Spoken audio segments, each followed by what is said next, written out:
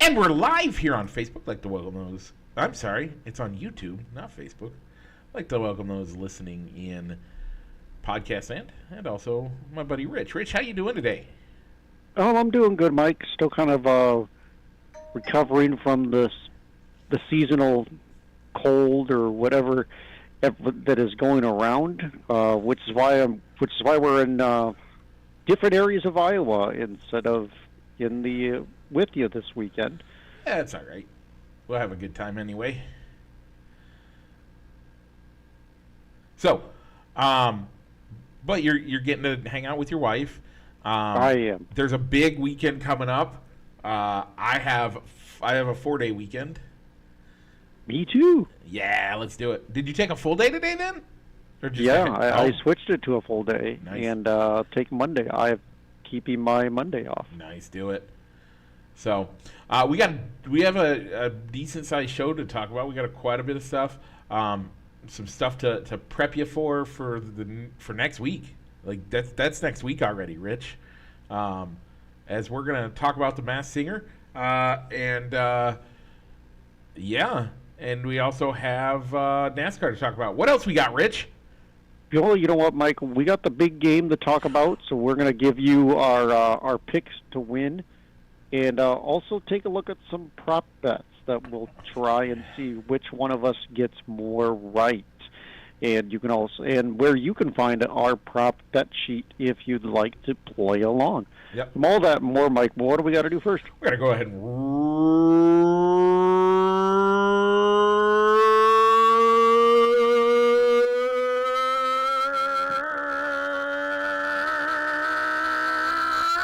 the intro!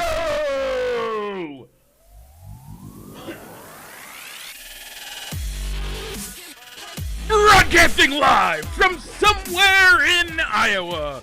This is Balls and Sticks, the podcast, with your hosts, Mike and Rich.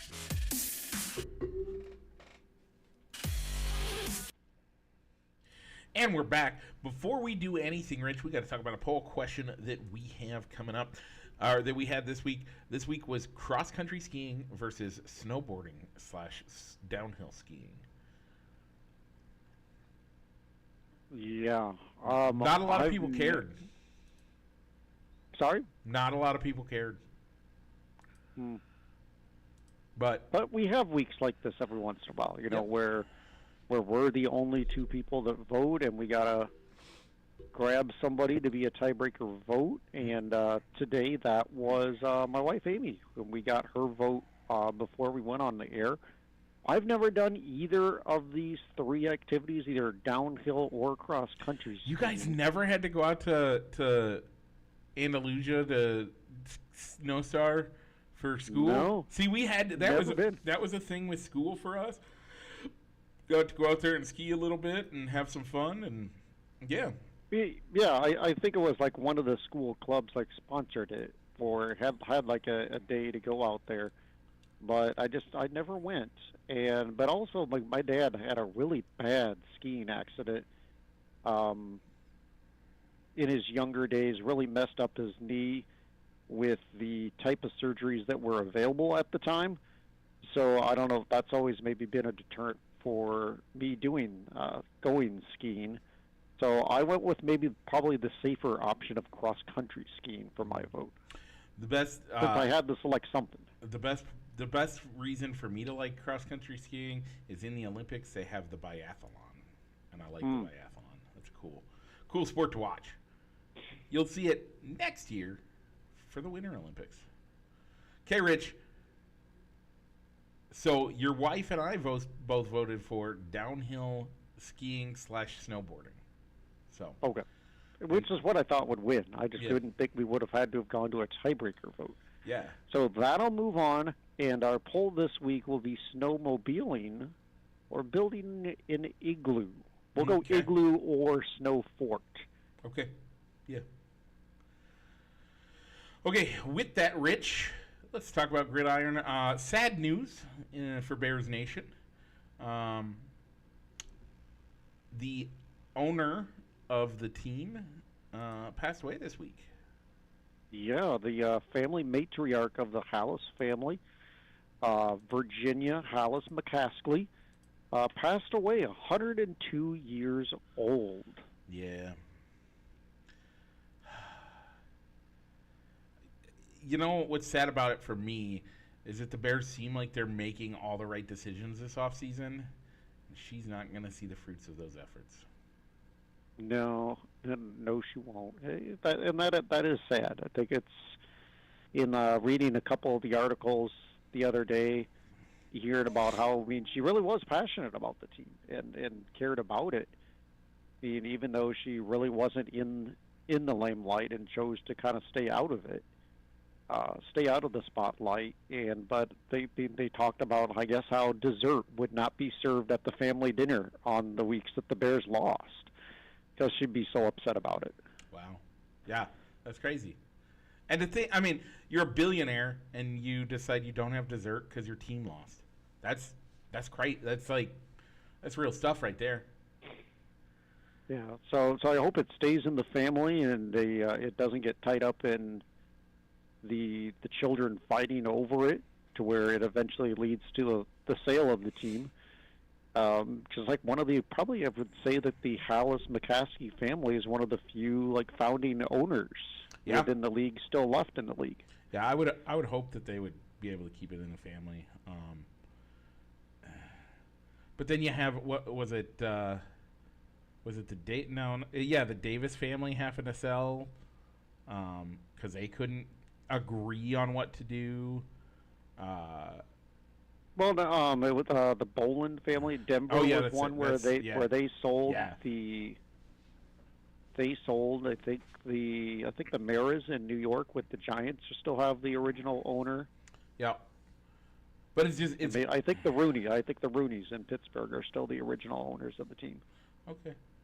I just am saying, just in the past few years, we've had a team that had to sell because the family didn't want to continue to hold it. And I mean, it's not an original team, but it's still sad it's sad in general when finances break up families.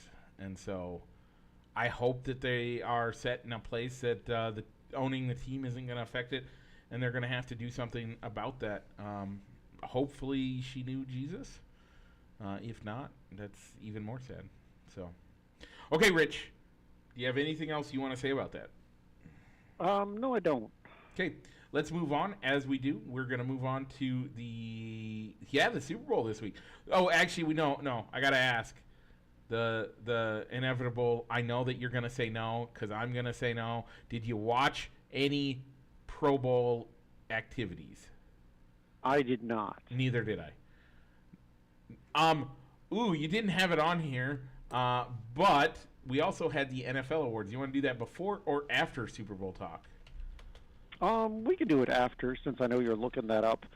So last week when we kind of recapped the conference championship games, you gave me the honor of getting to pick the winner of the Super Bowl, and where I've had 2 weeks to mull it over, and it's not a confident pick, but I'm going to go with the Eagles.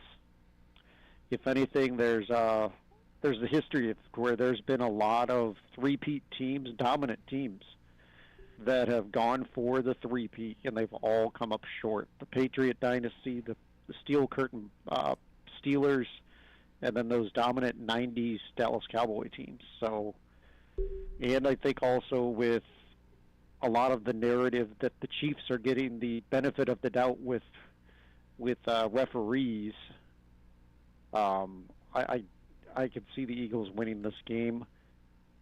And also, eventually the luck or those being able to come up with clutch plays that end up winning them the game, that luck's got to run out sooner or later. So that's why I'm going with the Eagles. Okay. And I actually have been mulling this one over all week and wasn't sure how I was going to go about it.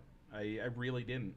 And I think inevitably I will pick the Chiefs, because how do you pick against the Chiefs? But man, That's And in all honesty, I think I've been doing it the past 3 years, yeah. but the past 2 years. But so third time's a charm. Hopefully for you. So, okay. Yeah, and I think I was gonna pick the Chiefs anyway. So let's do prop bets first or honors. Let's go. Let's run through our prop bet sheet. Okay, so folks, we shared it on our page. Here it is, the prop bet sheet. You can, if you want to participate, you'll see that on our Facebook page. Fill it out. If you send it to us in a message filled out, we'll score it at the end of the day, at the end of the Super Bowl, and we'll make sure to get your name on there. So, with that, Rich, coin toss. Tails never fails. I pick tails. I'll go heads. Okay. National anthem. Over under 2 minutes and half a second. I'm going to take the under. It's John Beste. I think I'm saying his name right. Batiste. So I don't think that he'll. I don't think he'll milk the national anthem. So I'm going to go with the under. I went with the under as well. Over under 49 points in the game. I went over. Yeah, I'm going to go over too. Okay. Who's going to score first? What about the price of Bitcoin? Oh yeah, Bitcoin. Is it going to go up or down? I said up. I'll go down. Okay. Which team's going to score first? I think I'm going to go with the Eagles. Okay. I agree with you on that one. Evens or odds for the first jersey for a touchdown? A lot of touchdowns go to Jalen Hurts with the tush push, and he's an odd number, so I'm going to go odd. I picked the odd, and they have a few guys that could make that happen on me. Number 7 on this list. Will somebody make an attempt at a 2-point conversion? Yeah. You just answered the question for me when you said the magic word. Tush push. Okay. First coach to be shown for the national anthem. I'm going to go Andy Reid on that one. I am going Nick Sirianni. Last year, he cried so good on TV. I think they're going to try to catch that again. Look for it to be Nick Sirianni. Scoring drive, going to take less time than the national anthem. I'm going to say yes. Saquon Barkley is going to break out on a drive and make a run for it. I'm going to go no. Okay. Will the first score be a touchdown or a field goal? I'm going to go field goal. I think there could be a good defensive battle going on in the first half. I agree. First commercial to appear, Dorito. Oh, this is versus Doritos or M&Ms. I'm going to say Doritos. Dorito. Yep. Yeah, I went with Doritos. First song performed by Kendrick Lamar at halftime. I don't know any Kendrick Lamar songs, so I went to the Google machine and typed in Kendrick Lamar songs, and his most popular was Humble. So I think that's what I'll go with. I went with Humble because I looked at it. I know a few of his songs, and I think that is his banger that everybody knows. And I also think that it's the odds-on favorite through Vegas. And Vegas knows what they're talking about. Over under 10.5 songs for Kendrick Lamar. I think it's going to be the over on that one. I'm going to do the under, even though I probably will not be watching the halftime show. It'll be on in the background. I'll definitely be watching it. Which half will have more points, Rich? I'm going to go with the second half. Good man, I agree. Will any player propose immediately after the game? I'm going to go no. I'm actually going to change mine. I originally had no, but I'm actually going to say yes. Oh, right. It's not who everybody thinks it's going to be, by the way. Gotcha. All right, which team will record the most first downs? Rich, here's the deal. We've said it twice already. When you're at 2nd and 1, what do you do, Rich? You do the tush push. When you're at 3rd and 1, what do you do, Rich? You do the tush push again. And on 4th and 1. Most of the time, you're going to do the tush push. So with the tush push, you don't get lots of yards past the first down, so you're going to have more opportunity to get first downs. Eagles are going to be the team that records the most first downs. I'm going to switch, and I'm actually going to go to the Chiefs because they do a lot of check down short passes that result in yards after the catch. So I'm going to flip over to the Chiefs for this one. Okay. Who's the MVP going to mention first in his speech? I'm going to go with family. Okay. Mine is because of who I picked and his history of making this speech. And it's going to be, first and foremost, all glory to Jesus Christ or God. Okay. I put God. What Gotcha. colored Gatorade will be dumped on the winner? I'm going to go orange. And why is that, Rich? I have no idea. Isn't that Andy Reid's favorite? I don't know. I'm just going to go orange. I don't know why. Okay. I thought you told me last year or 2 years ago that orange was the top one because Andy Reid that's his favorite one, and that's what they generally use. But I went with orange for that reason because I am picking the Chiefs to win the Super Bowl. All right. As I previously said, I chose the Eagles, and I'm going to go with the Super Bowl MVP being Saquon Barkley. I like that. If I would have picked the Eagles, it would have been Saquon Barkley. I am picking Patrick Mahomes, who will thank God. Okay, with that,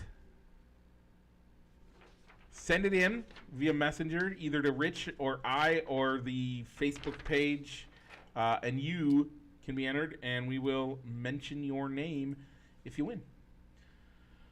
Okay, NFL honors. Do you want to start at the important ones, or do you want to go down the line and start on not so important ones?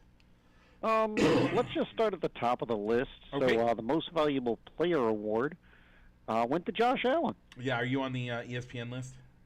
I am on. I went with the Sporting News list. Okay. You want to send me that link so I can get to the same page as you? I can go over. Oh, I already closed out. So just copy the link and put it in the thing, and we'll use yours. Because it looks like you have one. I mean, Josh Allen, yeah. I thought that was the right choice. I mean, I think a lot of people had Lamar Jackson getting it, but you know what? The Bills went further in the playoffs and had the better regular season record. So I'm glad it went to Josh Allen. yeah, so, again, here's the deal. Josh Allen he was more important to his team than anybody on the league. Like, anybody. He was the most important member on that team. Lamar Jackson had statistically the best, but by the way, I heard it explained by Dan Orlovsky in a great way today. If all it's about is stats, then what's the purpose? Tell me, Rich, what's the purpose of having voting? I don't think there is a purpose then. Right. You're just going to go off the stats. Which is why I like I like that it's voting, and I actually think that it's not 100% a stats thing, that it's more about other things. Okay. Second one is Offensive Player of the Year. Your candidates, how your MVP being a quarterback doesn't make him the Offensive Player of the Year at the same time. Kind of odd, but sure. You had Jamar Chase, Lamar Jackson, Derrick Henry, Joe Burrow, and Saquon Barkley all in the running. Rich, who took first? It was Saquon Barkley. Yeah. Although, I wouldn't have been upset if it was Jamar Chase. He had some monster games. Yeah. that helped it kind of turned around the Bengals season. By and the way, maybe actually helped them sneak into the playoffs. the fact that Derrick Henry was a finalist is why I would argue that Lamar Jackson is not the number one overall. Is not the MVP. Because there's two guys on that team that you can look at and be like, oh, yeah. So, okay. Next, we have Defensive Player of the Year. Rich, give us the rundown. It was Zach Braun, T.J. Watt, Myles Garrett, Trey Hendrickson, and Patrick Surtain the second. Patrick Surtain the second won the award, a cornerback, a shutdown corner from the Denver Broncos. By the way, do you know that that Patrick Surtain Sr. won the Defensive Player of the Year the same year that LeBron James averaged, I think it's 30 points, 7 rebounds, and 7 assists. And this year, Patrick Surtain Sr., or the second, had something won it. And at the age of 40, LeBron James is going to probably finish around an average of 30 points a game, 7 rebounds, and 8 assists, or 7, 8, and 8. I don't remember exactly what it is, but just to talk about how great LeBron is and how long his career has been. Does not make him the GOAT, by the way. Offensive Rookie of the Year, you have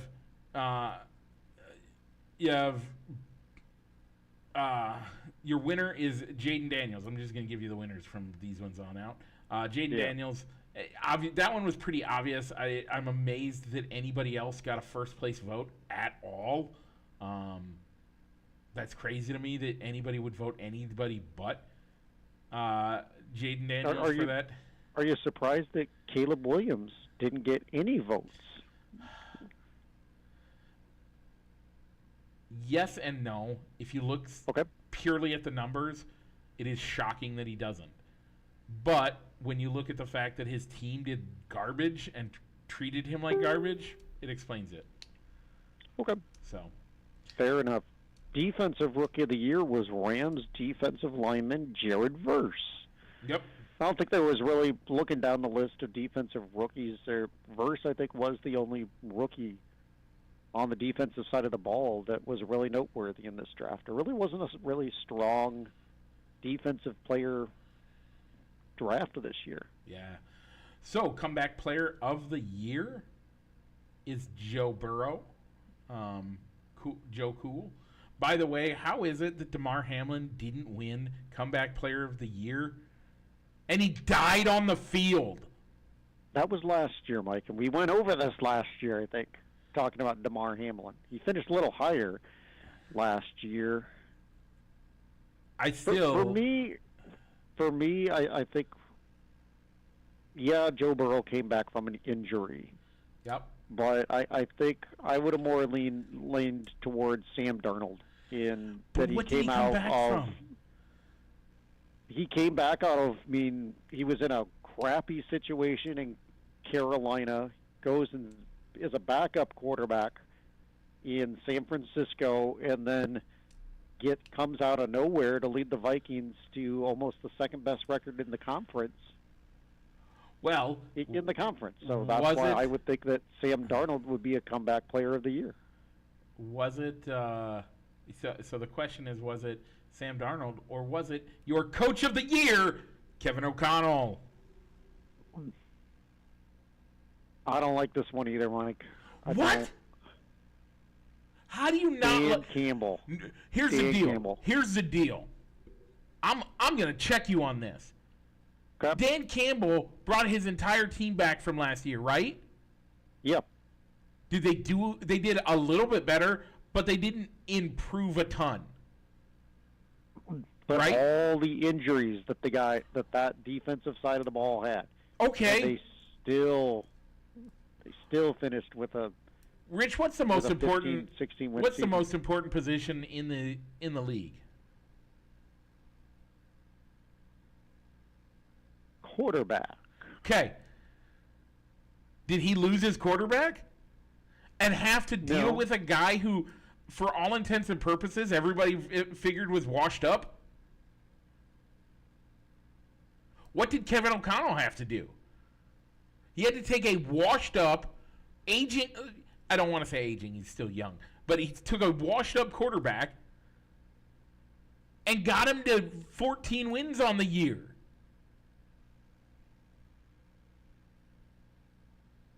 How is that not the greatest coach of the year by far and away?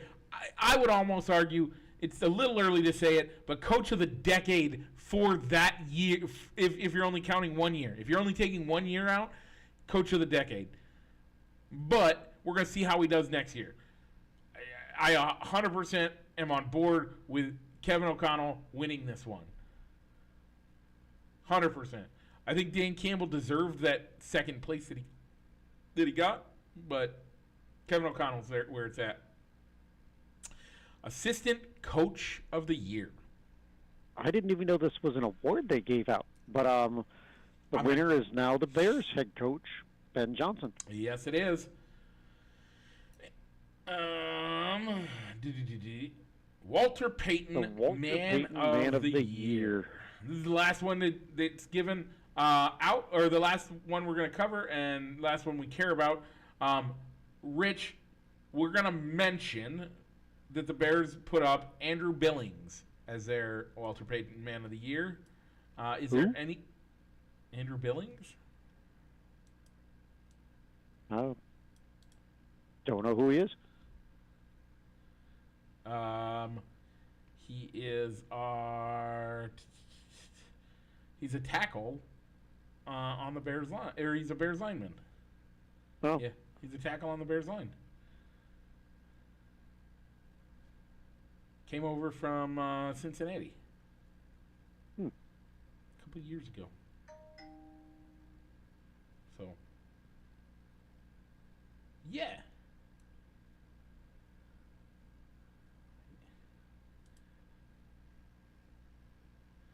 Huh. Okay, I just didn't know anything about him. But your Walter Payton Man of the Year award is Jacksonville Jaguars defensive lineman Eric Armstead. Yep. And then finally, Rich, anybody that you think got snubbed other than Dan Campbell? Not really. Okay. Next week, we're going to talk about, they did announce who's making it into the Hall of Fame. We'll talk about that next week. We got other stuff we got to talk about today. Okay. I forgot. There was one more Salute to Service award. And then the Art Rooney Sportsmanship Award. Do you want to do those ones? And who got those awards, Mike?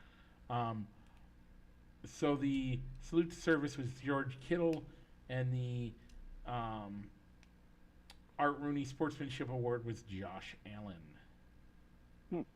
Alrighty.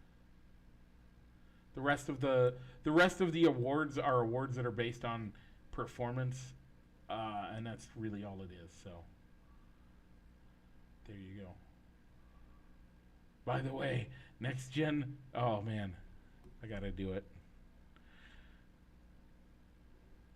The next gen stat moment of the year. You know what it was? I think I scrolled down to it, and it was the Commanders' walk-off Hail Mary. Yep. Against the Bears. What a terrible, terrible. Yeah. That's dumb. But that was a very... It was a bad play on the Bears side. But I don't... It has nothing to do with Jaden Daniels' throw.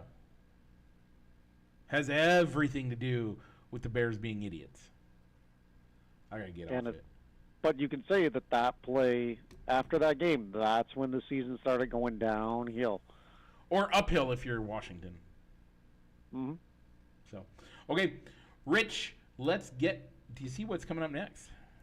Is it a left turn, Mike? It is a left turn, and after that, Rich, Is it another left-hand turn? it is. That's because what? We're going to go into the NASCAR Corner. The NASCAR Corner is presented by Triple I Sports Cards Incorporated, Moline, Illinois, and you can also find them over on eBay. Triple I Sports Cards Incorporated. So, Mike, last week we had the Cookout Clash at Bowman Gray Stadium. Yep, we did. Mike, what'd you think of it? I didn't watch. Okay. I watched it. I'm not the... Yeah, it was fun to see the way how close fans were to the race, but with that being such a short track. Short tracks are great, man. Hmm? Short tracks are awesome. I love short tracks. You're not a big fan of short tracks. I'm not a big fan of short tracks, I guess. So, anyway, Mike, your race winner was Chase Elliott, who was also the pole winner for the event. I don't think he ever got lower than 5th place in the running order the entire race. Rich, your choice of Ross Chastain finished 6th, and my choice of Denny Hamlin finished 3rd. Okay, this week we're going to talk about Fantasy NASCAR. In Fantasy NASCAR, you just go to the Fantasy NASCAR page. You're going to set up a lineup for the week. That you're going to get a garage, or you're going to get a stable of 5 drivers plus 1 garage driver that you can switch out before the third stage of the race. Yes, before the 3rd stage of the race. So I've always found that downloading the NASCAR app works very well, so that as you're watching the race, you could easily swap out that garage driver throughout the race.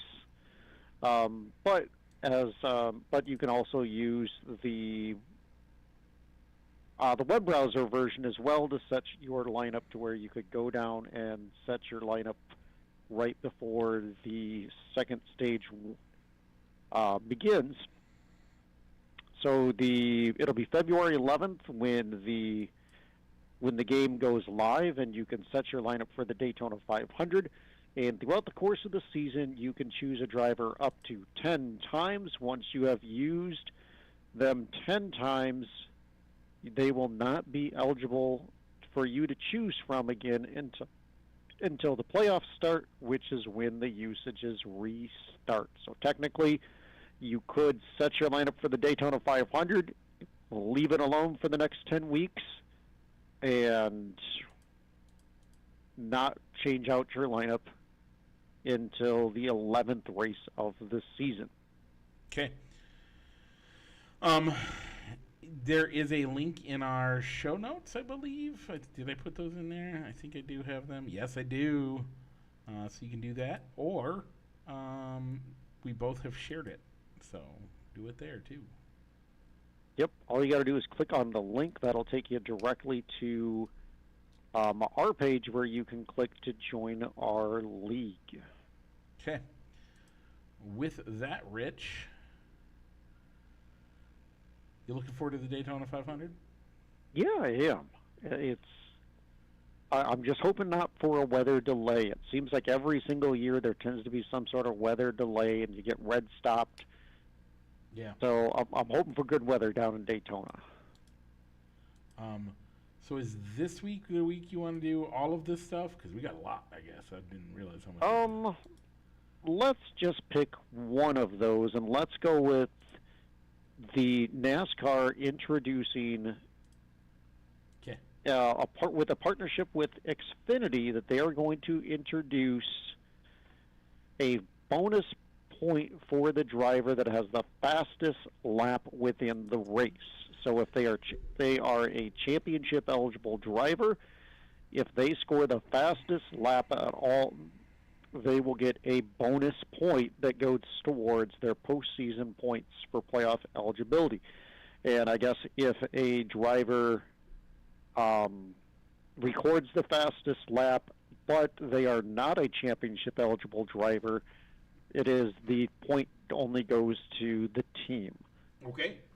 So I would imagine that would come out like for maybe a road course ringer, like a Juan Pablo Montoya or like a Kimi Räikkönen that comes in just to race on a road course, only their team would be the one getting the bonus point and not since they are not a full-time Cup Series driver.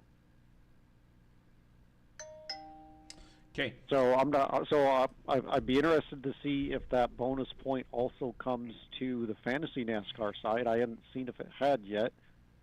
But Mike, you were telling me pre-show that that's not necessarily a new thing, as you recall that this used to be an awarded point. Yeah, correct? it used to be a regular thing where you got a bonus point if you won the pole position. You got a bonus point if you led the most laps.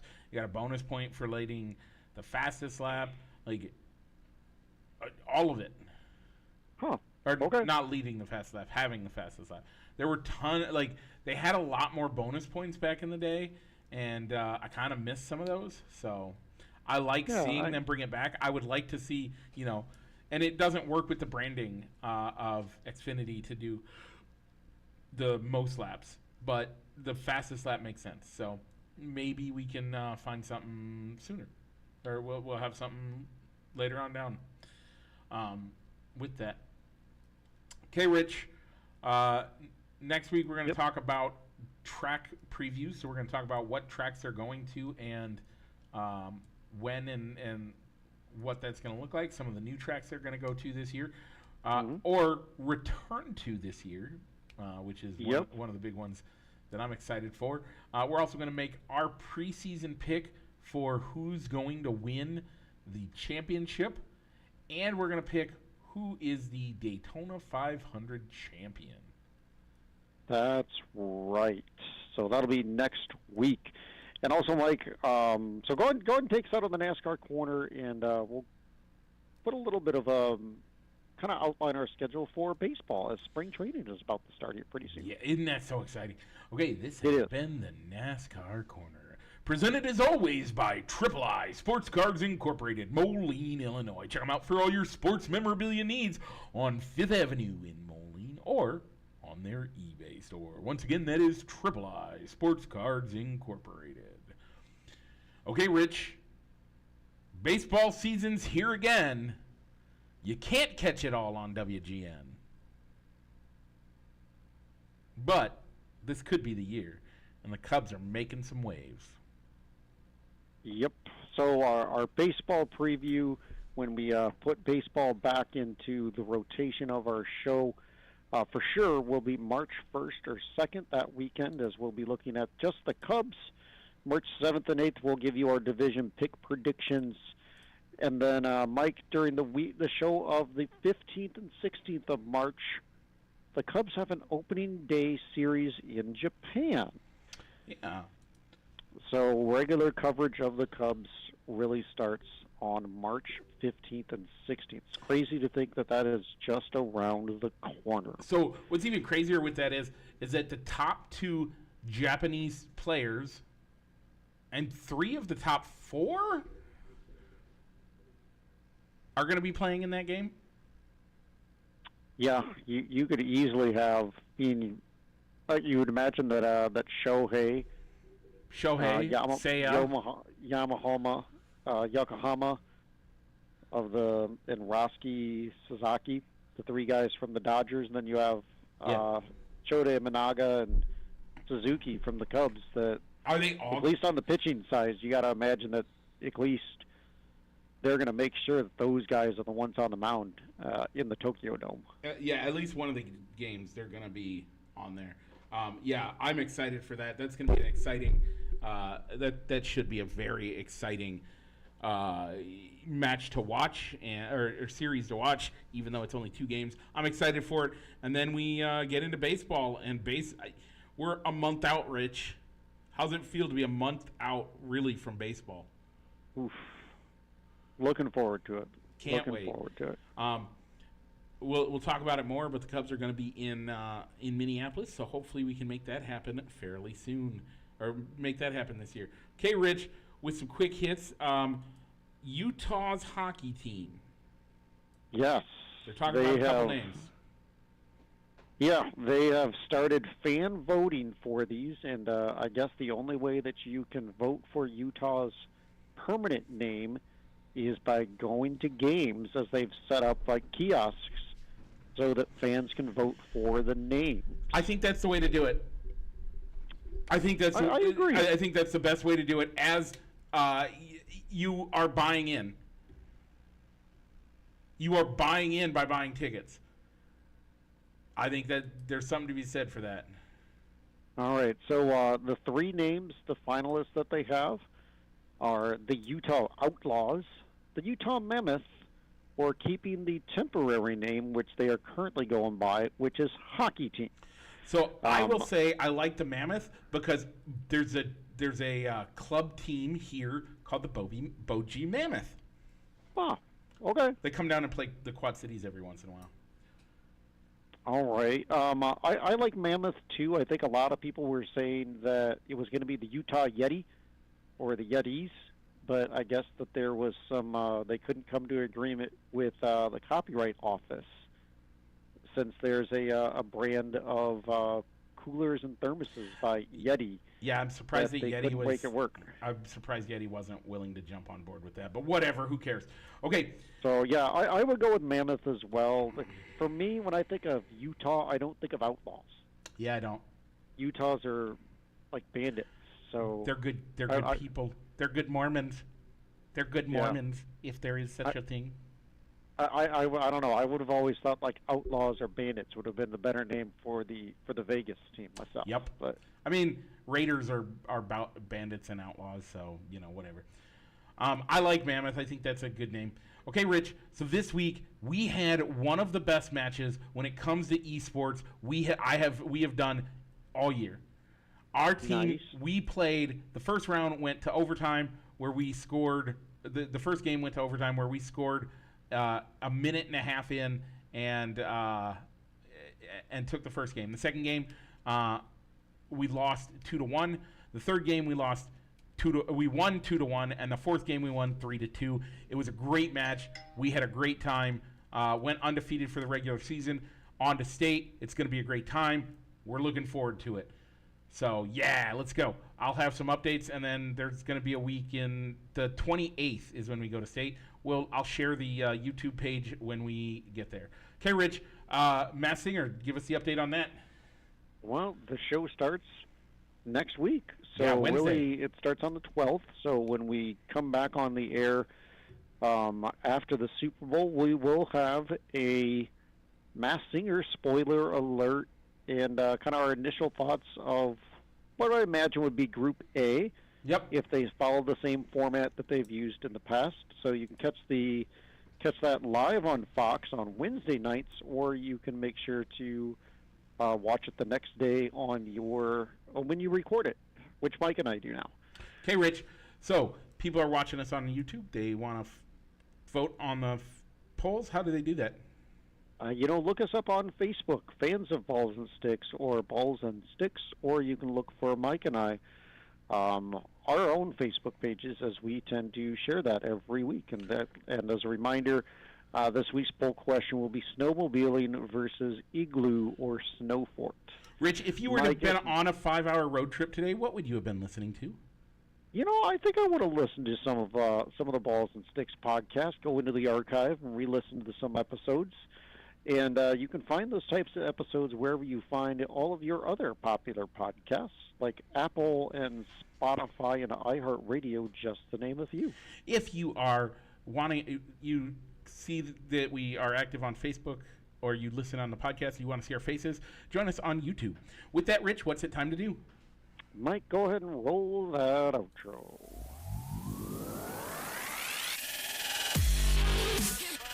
Broadcasting live from somewhere in Iowa, this is Balls and Sticks, the podcast, with your hosts, Mike and Rich.